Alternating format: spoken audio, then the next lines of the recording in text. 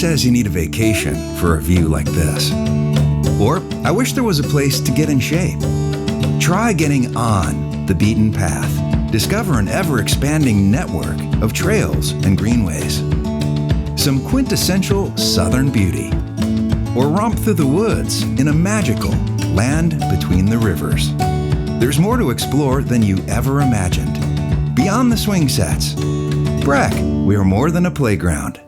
Hi, business owners. Phase 3. Woohoo! But do your customers know you're back? Well, that's where the Clarence Bugg Show and Pelican Broadcasting can help.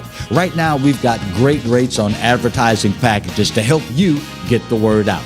Shoot me an email at bugsclarence@gmail.com. Or better yet, call me up. I'd love to talk with you. 225-485-6839. Let's get together and make Phase 3 the best it can possibly be. Hello guys, it's Debbie. It's time. I've got a brand new location. 10510 Airline Highway, Baton Rouge, next to After 5 Tuxedos. We have the perfect spot to get all your wedding and formal wear needs. Come see our one-of-a-kind name brand and get great prices. With 30 years experience, the best customer service anywhere. It's Debbie's Bridal, Airline Highway, Baton Rouge. See you soon. Getting a letter from the IRS that you owe back taxes can be scary, but it doesn't have to be. Call Go Tax Resolution in Lafayette at 337-420-1040 today. We'll help stop garnishments, levies, and seizures immediately. With over 35 years of dealing directly with the IRS, our team of local professionals will help you pay the least amount possible. So if you owe back taxes to the IRS, you need help. Call the tax professionals at Go Tax Resolution in Lafayette at 337-420-1040. Your go-to tax relief.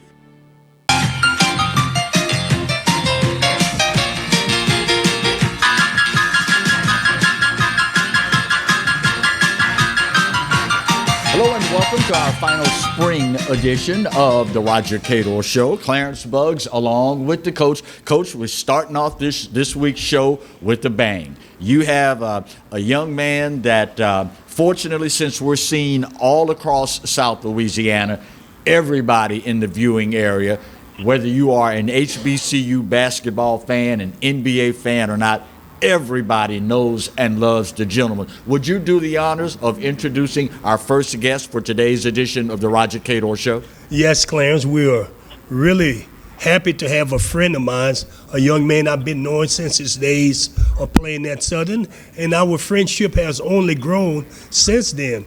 I'm talking about the Little General. We call him Little General, but he got an admiral and Tim Duncan to follow his lead. Avery, can you tell us about your wonderful stay? I know you had many NBA teams you were with, but that was a special moment when you played with the San Antonio Spurs. Yeah, Coach Cador, that was a special moment. I had bounced around early in my career and finally landed with San Antonio and had a chance to play with, two Hall of Fame guys. One that's, David Robinson and Tim Duncan. Their professionalism on and off the court, the way they played the game, high basketball IQ guys, and they just played the game the right way. And when you have a chance to play with those guys, especially big guys, they always need a little general. So that's why I made my name. Yeah, I know. But I want to take you back. You see, because people they think because you made it, they didn't know about your beginning. Can you talk a little about from JV to high school to junior college in Southern? Can you talk to us about it? Yeah, Coach, you're right. And you and I had many talks in your office, when you were at Southern and I was there back in the late 80s. My journey was tough. I wasn't a really highly recruited player. I was a member of the St. Augustine 1983 35-0 team, but I said I was a member. I wasn't a starter. I wasn't a go-to guy. And fortunately, I was able to parlay that into one scholarship to New Mexico Junior College and bounced around to another small school and ended up at Southern, where I had a chance to play for the great Ben Jobe and play with some outstanding players, Kevin Florin, Darryl Battles, Derek Anderson, Dervin Johnson, Carlos Sample. And we just had some elite teams. But my journey didn't really start at the top. It started at the bottom, and I worked my way up to the top. See, this is something we need parents and young people who are listening to understand. It's not where you really starts. It's where you really finish, isn't it? Yeah, absolutely. And understand that failure is not final unless you quit. And I was never really known to be a quitter. And, a lot of times, even though I was undersized on the court, all I really needed was an opportunity. And I think that's where we are in America right now, whether you're in sports or whether you're in business, wherever you are. People just need an opportunity. And they get the opportunity, they put in the work, and they have the discipline and the determination. The world is yours. Well, you've not only was a really good college and NBA player, you also had the opportunity to one game away from coaching the Denver Maverick to the NBA championship. I was at that game when Miami ended up beating you all in Dallas. Can you talk a little about that experience? Yeah, it was an unbelievable experience. I got a chance to work with one of the best owners in all of sports, Mark Cuban, and having an opportunity to work under Don Nelson for a little bit of a season before I was elevated to head coach. Worked with some outstanding players. Dirk Nowitzki had a chance to win an MVP. Yeah, we came up short, but that helped propel them to the next time they went to the finals a couple of years after that. And they thought that experience with us going for the first time in the Mavericks' 25-year history, they thought that gave them the experience that when they went back next time, they were able to beat Miami. That's right.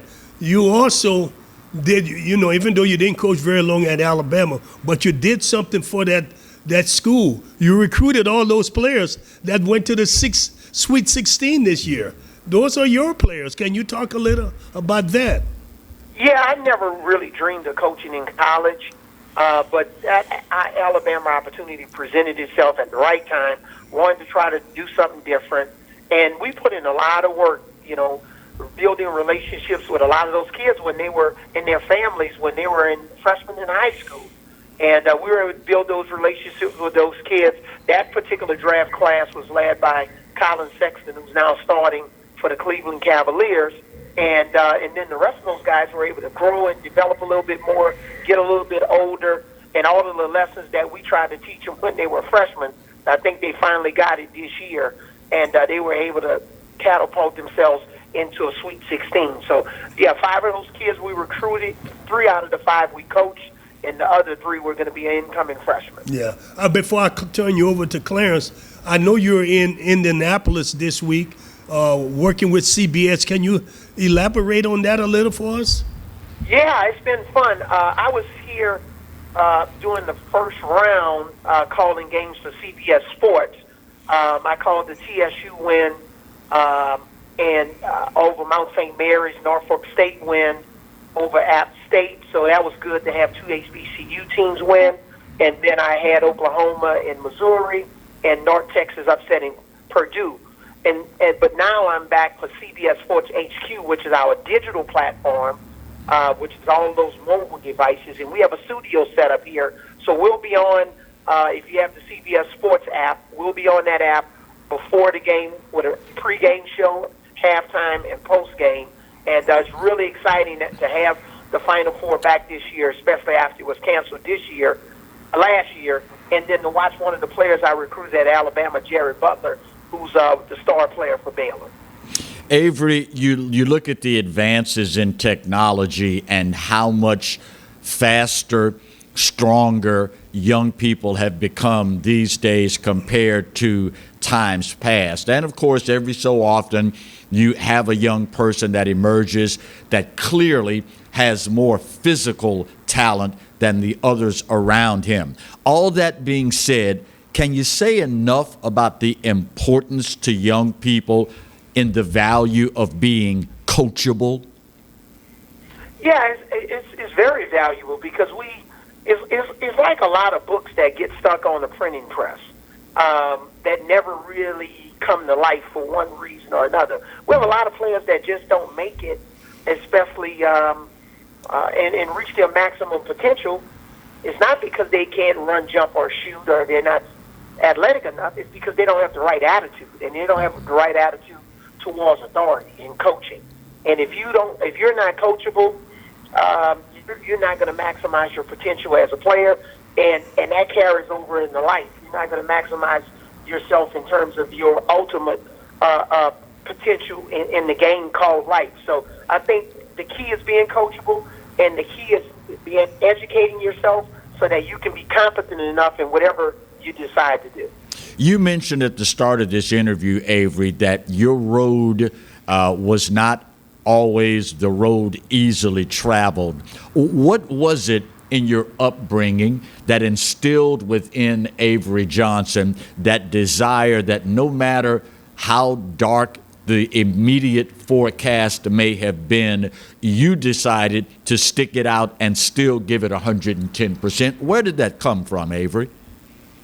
Well, you've gone fishing before, and if you haven't, when you go fishing, you got that hook that locks into that fish. Right. And when you lock it into that speckled trout or whatever it is, right, hey, you got to reel it on in.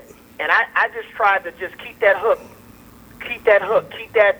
into whatever I did, and I just wasn't going to let go. Mm-hmm. And I think that's a real key.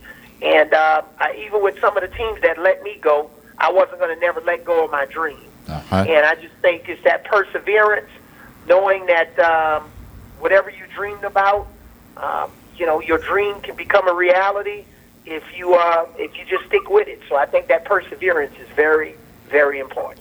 Best advice you could give a young person that may be considering going into coaching, Avery?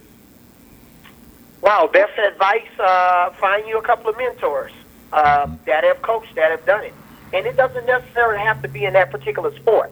And I'm not saying that just because he's on here, but Coach Cador is one of my mentors. Mm-hmm. And sure, it was two different sports, but I learned a lot about coaching, not just from Ben Jobe, but not just from Greg Popovich or Don Nelson, but Coach Cador, just how to manage people, situations, how to communicate with your players. And especially now, in all these different eras, the way you communicate with players in the 80s and the 90s and 2000s could be very different. Mm-hmm. And so you got to be able to adjust with the times, but at the same time, still keep what you believe to hold to be true.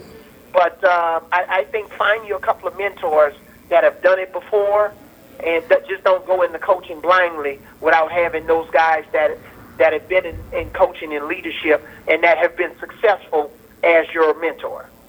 Avery, we're having such a good time, but I know you're on a time schedule, and I knew we had 15 minutes to talk with you, and we're right against the wall. Hey, I really appreciate you taking the time out of your extremely busy schedule to share a few words with us.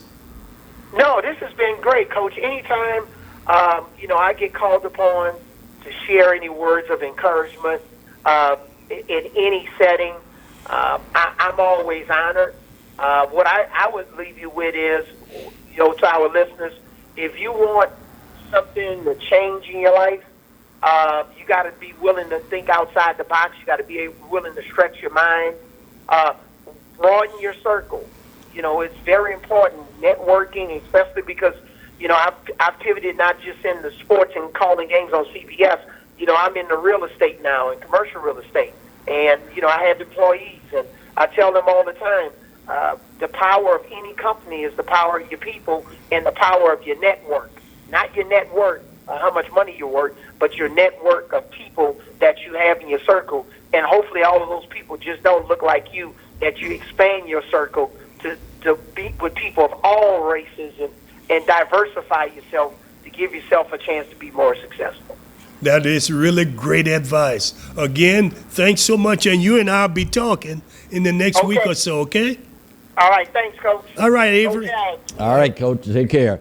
It's one thing you can say about that young man, the same young man he was then, he's the same now. Always willing to share, always willing to offer advice, and always willing to go the extra mile. Just a great all-around guy. He really is, and he's a Christian person, and he understands the value of giving back. Yep. See, a lot of people, they get stuff and don't want to give back. Right. They forget. Right. He remembers that there were other people who helped him. He didn't make it On his own. On his own. It was people who gave time, and that's what he does. So Avery has never said no to me because every time I've asked him for something, I never ask him for me. Right.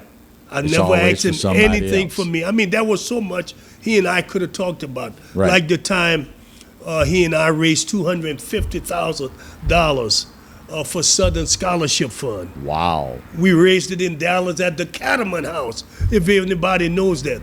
We raised that money, and it benefited a lot of kids. We don't always get credit for that. Right. And we but don't that's know. But that's not why you did it. That's not what we did, because most of the kids who got that money, I will never know them. But it helped people. Yeah. Hopefully they'll help someone else. And that's all that matters. When we come back, we are going to talk to a guy that tons of people in Louisiana know, admire his athletic ability for the better part of 20 years. And after all this time, you may not have any idea where his Louisiana hometown is, because at last check, there were less than 200 people that lived in the whole town. Who am I talking about? You got to come back to find out. That's up next on the final spring edition of the Roger Cador Show. Stay close.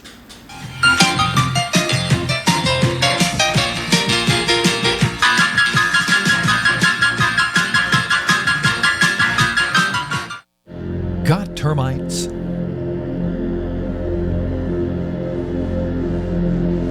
Get Premier Pest. PremierPestServices.com. Hey, Coach Roger Cador here. There's something about teamwork that brings the best out in any business. When I need a tow, I call Roadrunner Towing. Roadrunner's 4 generations strong and homegrown right here in Baton Rouge. Thanks, Coach. There's no job too large or too small. Call Roadrunner for quick, reliable, exceptional service. We don't want an arm and a leg, we just want your toes. And remember, take time each day to be a blessing to someone. Thank you. Looking to get some keys made, locks rekeyed, or a wide variety of new and used safe? Then look no further than the trusted choice of Alfred Safe and Lock. Conveniently located off of Government Street in Mid-City, Baton Rouge.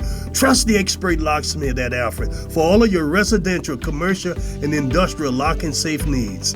Trusted by Baton Rouge and me, Roger Cador, to protect what is yours since 1946. From appetizers, pasta dishes, and entrees, La Contea takes pride in preparing all the Italian cuisine we know you love. Enjoy live music every Thursday through Saturday from 6 to 9, happy hour weekdays from 3 to 6, and brunch on Sundays from 11 to 2, as well as dinner portion-sized lunch specials for under $10. Visit our website to view our menu and book a party or meeting in our large banquet room. Once you try La Contea, your Italian dining will change forever. Caught spiders?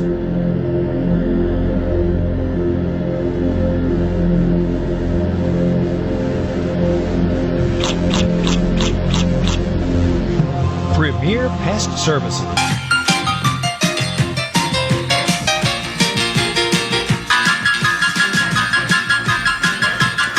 Welcome back to our final spring edition of the Roger Cador Show. I was talking with Roger off air before the show began, and we were talking about how the Jaguars performed so well against Jackson State on the gridiron this past weekend. And I didn't realize this is either the 8th or 9th win in a row over Jackson State. And Dawson Odoms is now starting his 9th year at Southern University. So we surmised Dawson Odoms has never lost to Jackson State. As a head coach. As a head coach, yeah. So obviously, with arguably aside from Grambling may be the biggest rival because they're in the West, but Jackson State, and y'all please accept this in the spirit that it's given, Jackson State is arguably our most hated rival. Grambling may be the bigger rival, but the blood just boils when you talk about Southern Jackson State. Obviously, this shows that the Jaguars made a good hire in getting Dawson and putting him up in the big dog chair. Well, a young man, Broussard, was the man who was the AD, saw something in Coach Odom and made that call. What I want to do is add something to the biggest rivalry. Okay. Put Alcorn in there somewhere, because the last in recent memory, they've owned us. They've owned it, but it's turned into a pretty good rivalry. But Jackson State, I can go back when I was a student. Oh, yeah. In the 70s. How big a rivalry it was. Yeah. You know, and I used to say, this could be as big as Grambling. You know. So. I was a little taken aback, and I'll be the first to admit, it took me a little while to get used to the fact I've never known Jackson State's colors to include red. We always called them the Blue Bengals. That's right. There was always the dark blue, light blue, or blue and white. Yes. Were the colors. So it kind of took me aback when I saw all that red in the uniform. Is that coaching philosophy of showing the kids, look, this is a brand new day. We don't do things the way we used to do. Because I know at one point when Doug Williams took over at Grambling, he did away with the red in the uniform because Grambling's original colors are black and gold. And throughout time, the red had kind of crept its way into the uniform. Doug snatched it out as if to say, okay, we're going back to what we were originally. Is that a viable ploy that coaches use sometime, sort of a subliminal thing? It's a new day. We're doing things different. I know you grew up light blue, dark blue, and white, but we're going to put some red in there and shake this thing up. Well, I don't know. They had to go back and look somewhere, maybe found where red could have been. At some point. Could have been. Yeah. I've been following SWAC ball for 40 years, just covering SWAC ball. Being a SWAC fan all my life. I've never seen red in Jackson State's uniform. I've never seen it either. Certainly not that prominently. Right. Well, even if it was a tiny weeny bit. Yeah. I don't know what happened. You know, listen, things change. Yeah. I'm a traditionalist. You and I both.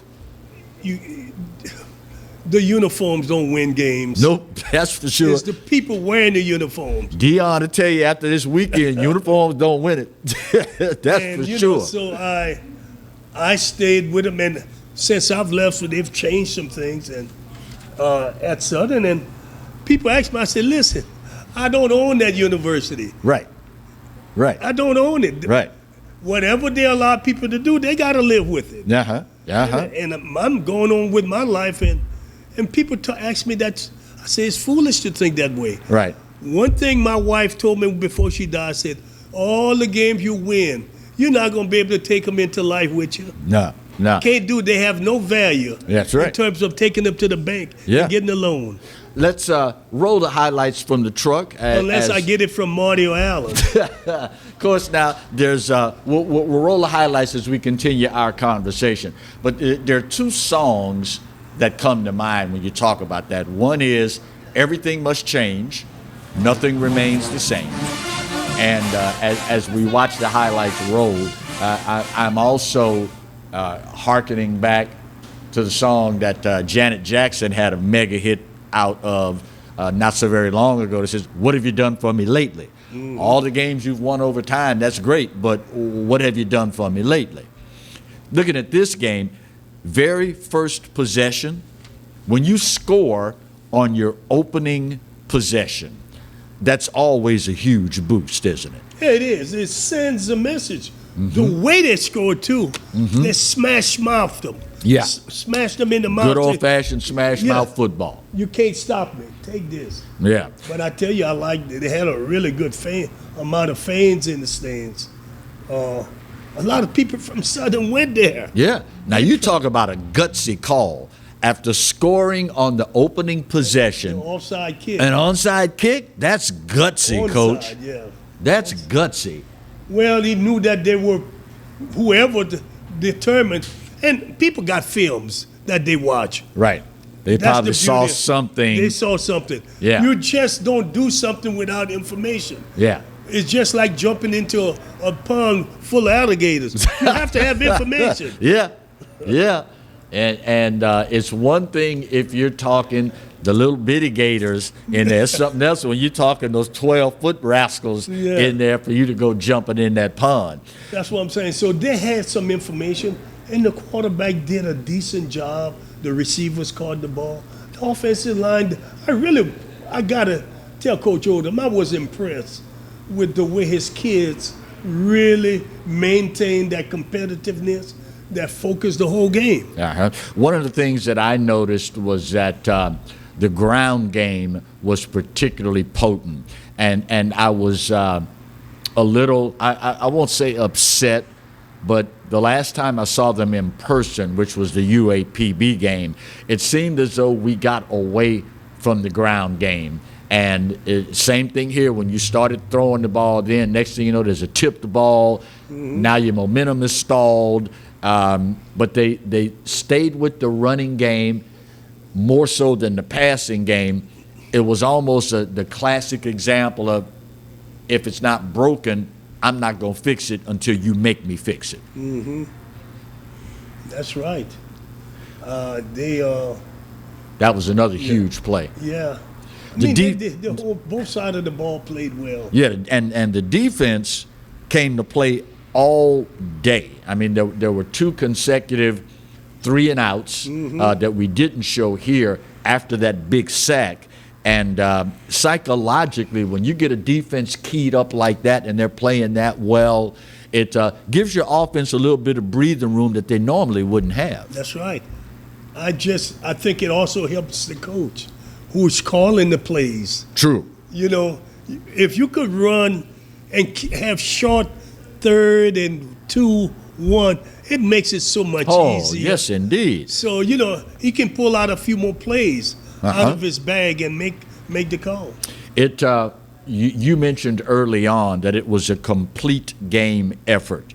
We certainly have to acknowledge the special teams, particularly Cesar Barajas, the field goal kicker, hit a career-long 49-yard field goal. He was just spot on all day. When you, and it seems like when you see that blue bingle on the other side of the field, and particularly as of late, when you're in Jackson's Memorial Stadium, the best just seems to come out of you, Coach.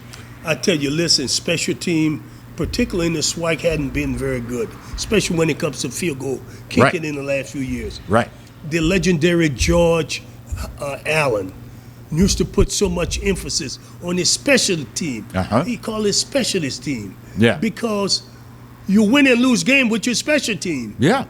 If you could block a field goal, make one that's so difficult, it helps you to win games. Yeah. And that's why I've always used to me and some of my baseball teammates would go to the football games that Southern. We would always talk about, let's see what the special team is going to do. Because that's many games were lost or won by being able to execute them. And at the end of the day, you would think more attention would be paid, because it is a full third of the game. There's offense, there's defense, and there's special teams. It's crucial. Yeah. The Jags defense did not allow Jackson State's offense to get any rhythm. It's hard to win when you don't have a rhythm offensively, isn't it? It's difficult. Difficult to win, and that's the key. Disrupt their rhythm. Yeah. Yeah. And I think they also took Dion out of the game, too, because he was sort of surprised, I think. Yeah. They're dominating us. Now, to his credit, he's not playing with his players. True. He's playing with the players left there. True. He came in there in November, whatever month. And a few those that transferred in, but he still doesn't really know them. I don't think those Those who transfer in, it's not eligible to play right now. They won't be till the fall. None of them? I don't think so. Okay. I don't think so. I think they'll be ready to go in the fall. Okay. You know. Even those that transferred down from a D1 school? Still, I'm looking at, well, I don't know what month they transferred in. Right. You know, things are so crazy with this COVID and I really transfer don't know portal exactly, and this, that, and the other. When they transfer in and how the school accounting this season. You understand? Right. Remember, everything is different. Yeah. We playing in the spring.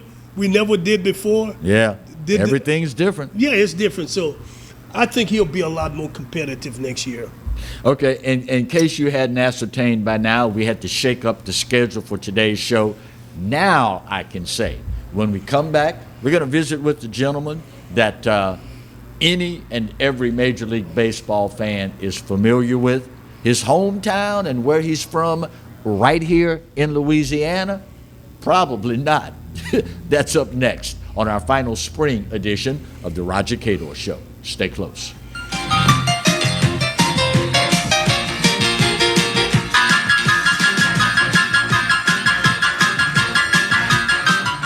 Getting a letter from the IRS that you owe back taxes can be scary, but it doesn't have to be. Call Go Tax Resolution in Lafayette at 337-420-1040 today. We'll help stop garnishments, levies, and seizures immediately. With over 35 years of dealing directly with the IRS, our team of local professionals will help you pay the least amount possible. So if you owe back taxes to the IRS, you need help. Call the tax professionals at Go Tax Resolution in Lafayette at 337-420-1040. Your go-to tax relief. Hi, I'm Hurricane Betsy Barnes. And I'm Dr. Kay Siller with the Rocket Right Show. We are two busy blondes on the go showing off life in Louisiana. Watch us on Pelican Sports Network. And Talk 107.3 FM. Check local listings for times. Hello, guys. It's Debbie. It's time. I've got a brand new location. 10510 Airline Highway, Baton Rouge, next to After 5 Tuxedos. We have the perfect spot to get all your wedding and formal wear needs. Come see our one-of-a-kind name brand and get great prices. With 30 years experience, the best customer service anywhere. It's Debbie's Bridal, Airline Highway, Baton Rouge. See you soon. Surprise, something good has finally happened in 2020. Yours truly, the Clarence Buggs Show, gets to be with you every day of the week. That's right, 11 to 12 every weekday. And of course, the Exiles right in front of yours truly from 10 to 11, yours truly 11 to 12. So now it's appointment viewing. 5 days a week here on the Pelican. The Clarence Buggs Show. The only thing missing is you. Who says you need a vacation for a view like this? Or, I wish there was a place to get in shape. Try getting on the beaten path. Discover an ever-expanding network of trails and greenways. Some quintessential southern beauty. Or romp through the woods in a magical land between the rivers. There's more to explore than you ever imagined. Beyond the swing sets. Breck, we are more than a playground.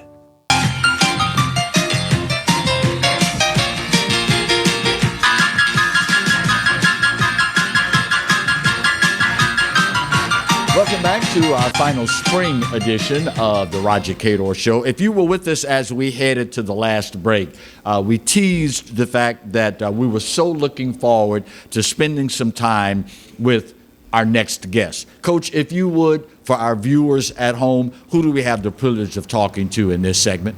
Well, you know, everybody I bring on are my friends, so right. I'll have to say my friend, who is a Louisiana boy, almost like me. He was almost going to college to play basketball before the legendary Buck O'Neal at 17 came in and got him.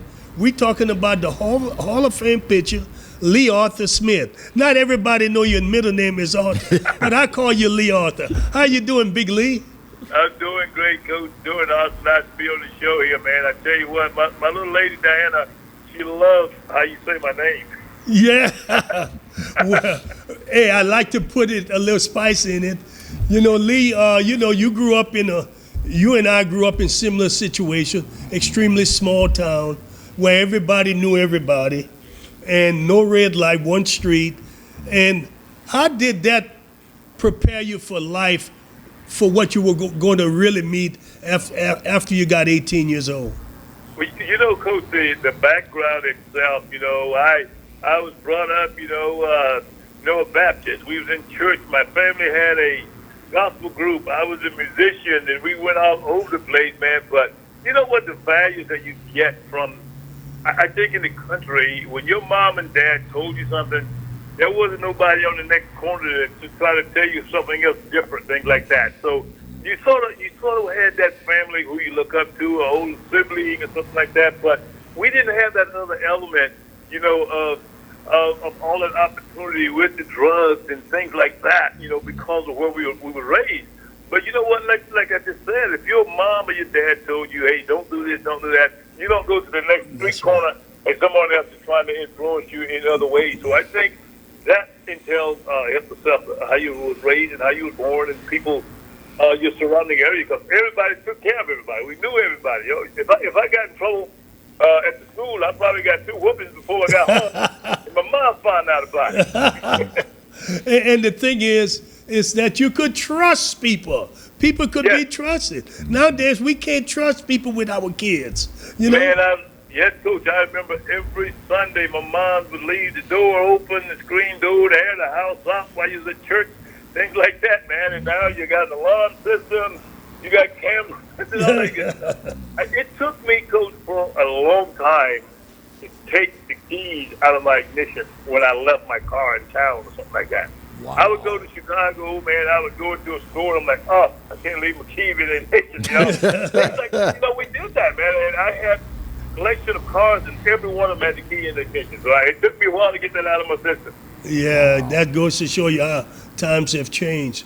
Let's go back to, your high school. You were a basketball player, baseball player.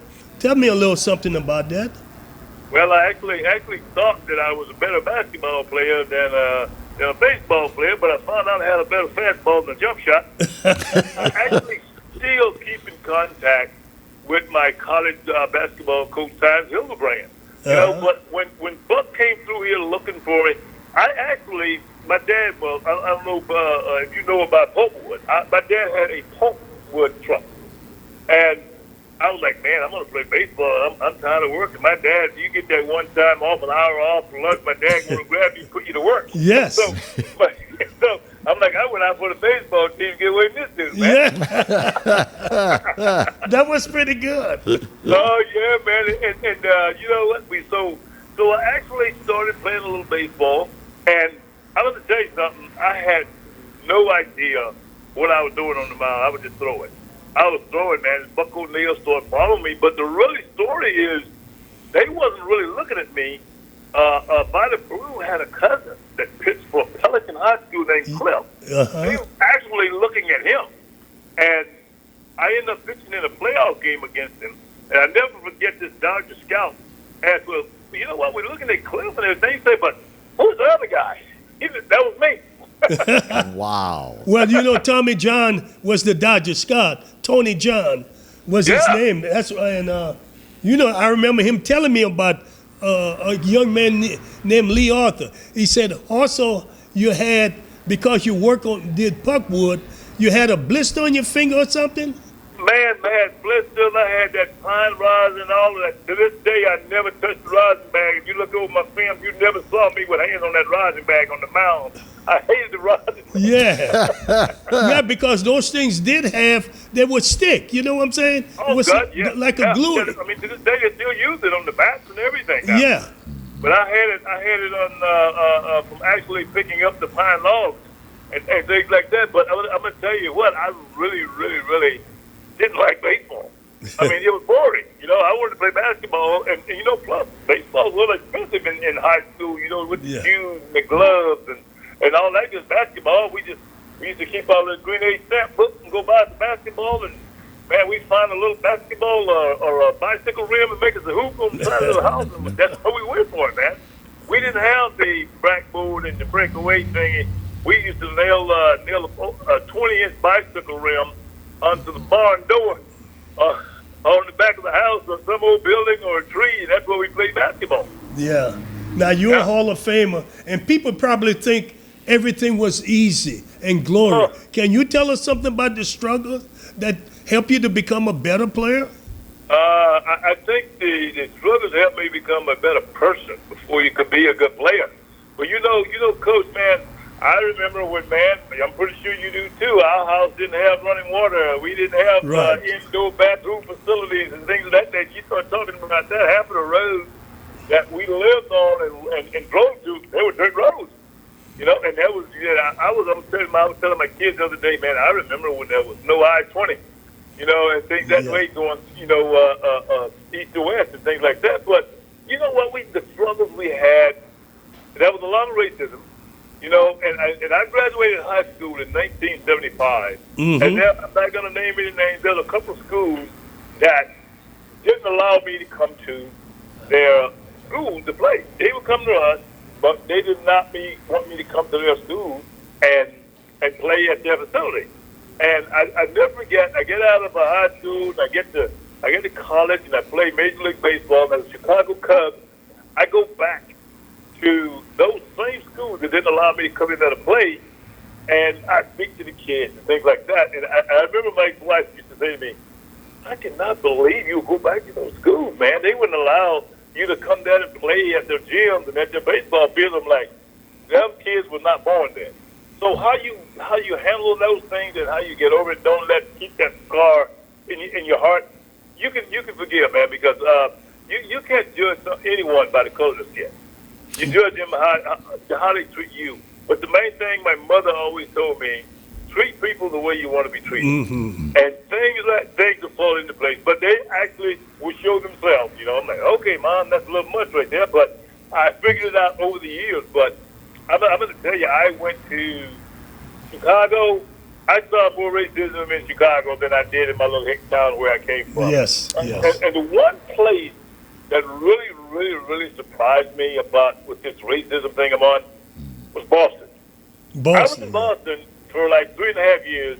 I never, ever had one incident with racism. And to this day, me and my little lady, our best friend that we hang out with, Dave Brady, is one of the guys that I met when I first went to Boston. He was a white guy.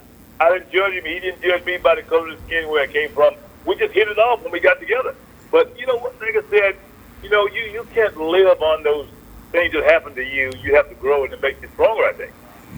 There you go. Yeah. So, Lee, in the majors for 18 years is just absolutely phenomenal. Is there anything in particular you can think of that was a quote, secret to your longevity? Well, it's not a secret. It was the man upstairs getting a good eye. That's no secret there. But you know what? I think what really, to me, as personal to me, was, you know what? I didn't play a lot of ball like at Dixie Youth and the Little League and stuff like that. Right. I had a job. My old man put me to work, man, so I didn't throw as much.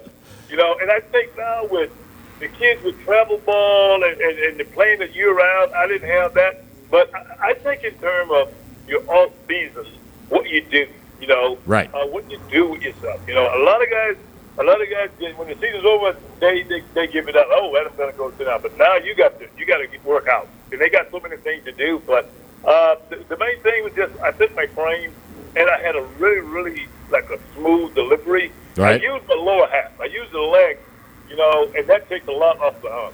But you can't. The good Lord, you can't go past that, man. You ain't get no better than that like that. When you look at the fact that you were a kid, Lee, from a small town with less than 150 people, and you end up in the Hall of Fame, what does that say to Lee Smith about the game of baseball? I mean, everybody has a chance. All walks of life, everybody has a chance. You have to work. But the main thing is how you carry yourself. And I used to hear so many guys talk about, I'm representing the Chicago Cubs. I was representing Lee Smith. You know, I represented how I wanted people to remember me and how the things that you, because that bad information, boy, it travels fast, don't it? It'll get there way before the good. Oh, yeah. But the one thing I think that a lot of people and a lot of kids think got, oh man, it's easy. Trust me, there is less than 1% of the guys that play ball make it to the major league to have a career. And I know as a career, 6 years is like the max for pitchers. So I had 3 guys' career, you know. But the main thing is the workout and things like that. I actually was not a big buff on workout. Right. I worked in the legs. You know, I didn't lift as much weight, you know, cup weights and curls and things like that. I worked on the core. The core, it takes so much off of the strength and the tension and stuff off the arm. Plus, like I said, I was 6'6", about 235. That helped a lot. Yeah. But the main thing is a lot of the core, because a lot of guys now don't use the lower half; they use the all arms. And I consider myself a pitcher and not a thrower. And you find so many guys now, and they think that how hard you throw, you know, is going to get you to the big league. So you look at Tom Glavine, Greg Maddox, Tom Seaver, all those guys, they probably wouldn't even got drafted. Because that frame, and they threw 87, but they was pitchers. And they let a hitter get himself out other than going out there thinking, I got to get these guys out. That puts so much pressure. And short memory as a reliever, you have to have that, man. Yeah. In looking at your stats, a lot of them listed you as 6'6", 265 pounds with a 95-mile-an-hour fastball. How many hitters, because you were such an imposing figure on the mound, how many hitters do you think mentally they were struck out before they even set foot in the batter's box? But you know the tough thing is, if there was a major league hitter that you could intimidate, you ain't gonna be around very long because you have to learn to adjust. But the main thing, what really helped me is I had really good control.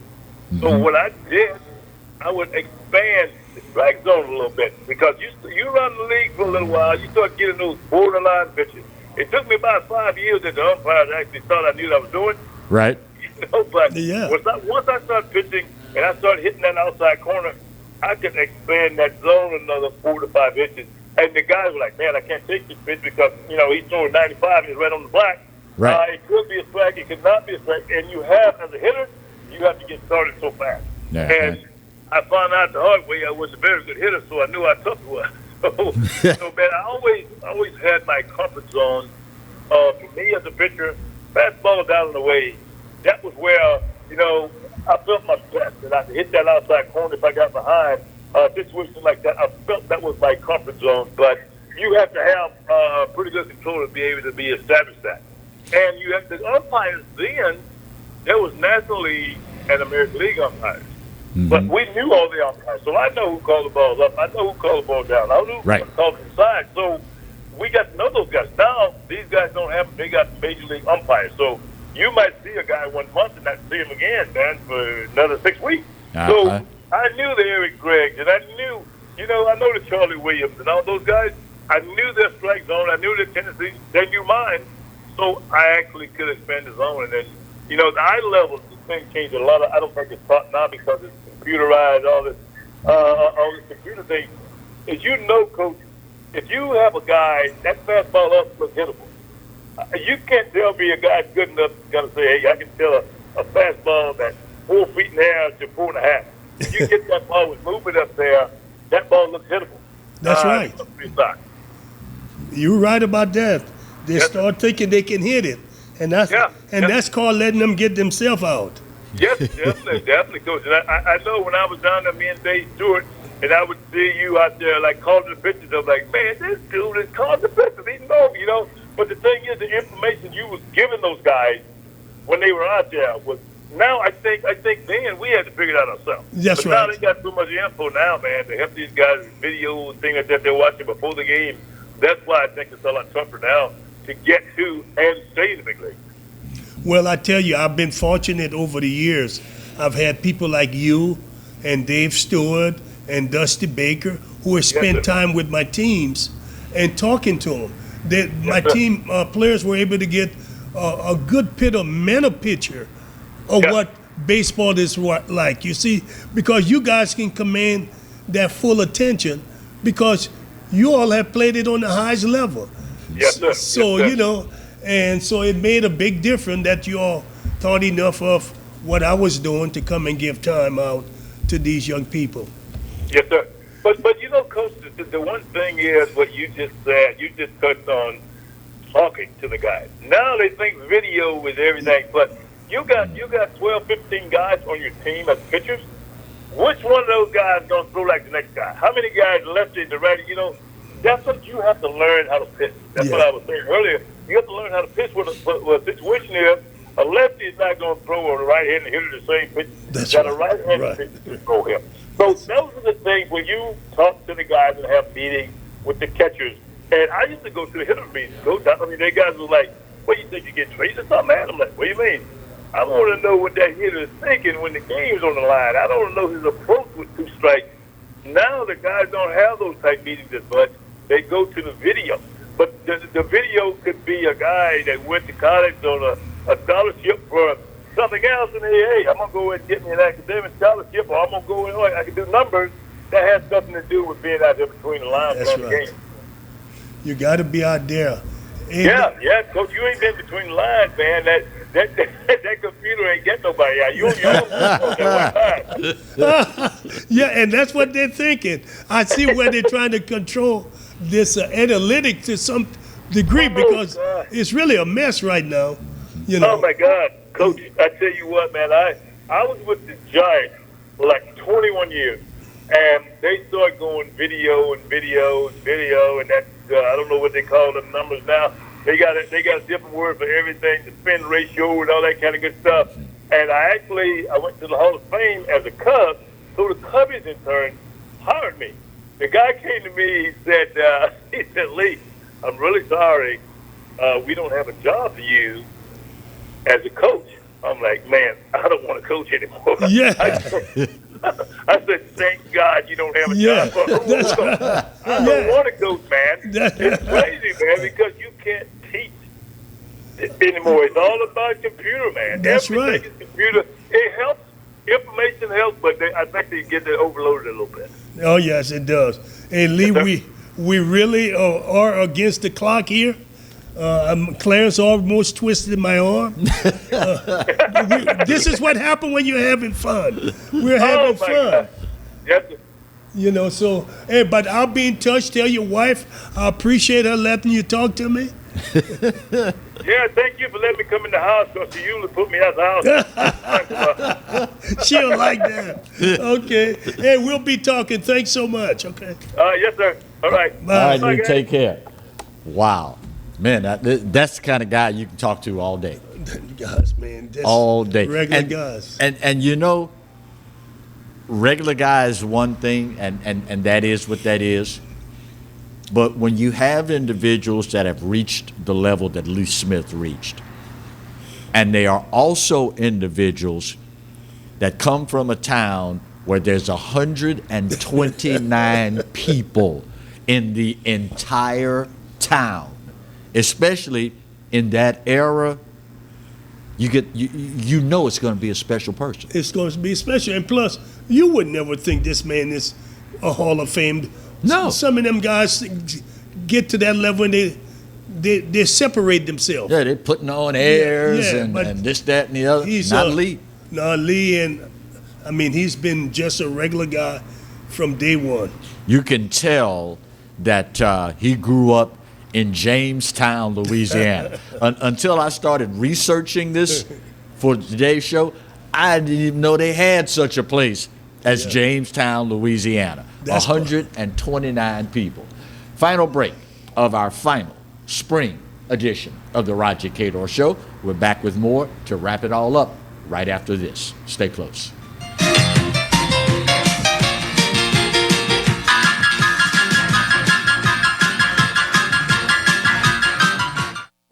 Got termites?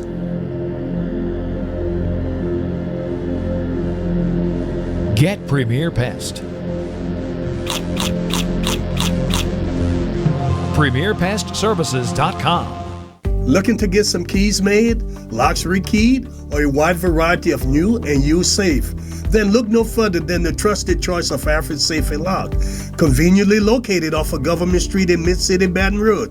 Trust the expert locksmith at Alfred for all of your residential, commercial, and industrial lock and safe needs. Trusted by Baton Rouge and me, Roger Cador, to protect what is yours since 1946. Surprise, something good has finally happened in 2020. Yours truly, the Clarence Buggs Show, gets to be with you every day of the week.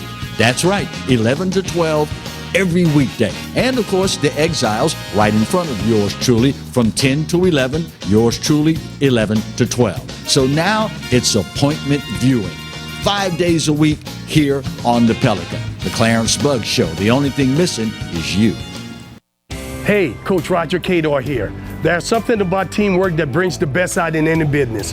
When I need a tow, I call Roadrunner Towing. Roadrunner's 4 generations strong and homegrown right here in Baton Rouge. Thanks, Coach.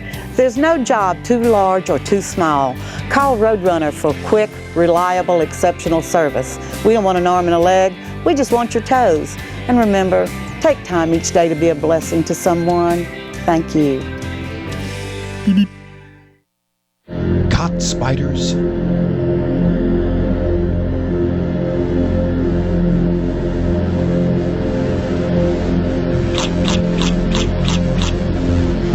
Premier Pest Services.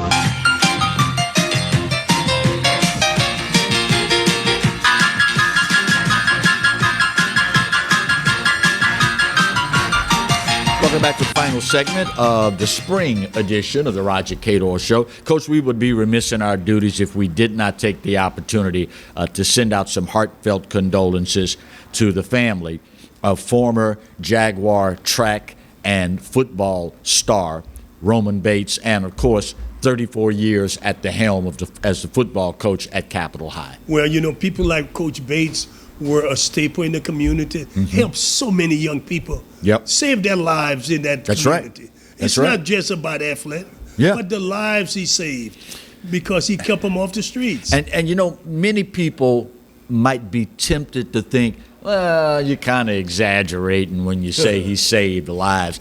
These young men that were interviewed after news of his death broke said in no uncertain terms, this guy saved my life. I was heading down a road to either the penitentiary or the graveyard. That's right. And he saw something in me and changed my life. That's a phenomenal individual, Coach. And that's the kind of people we had in our communities. That did the job and never got any credit for it. That's right. And they didn't deserve because they knew what they had to do. That's right. Well, speaking of recognition, we want to be sure to tip our hat to the LSU gymnastics program, clinching a spot in the NC2A championships. This will be their 31st time that they have appeared in the championships. And I guess Coach Jay Clark figured, hey, if Dee Dee set the bar this high, I got to do everything within my power to make sure that it stays that way. Best of luck to the ladies, and hopefully this time will be the charm.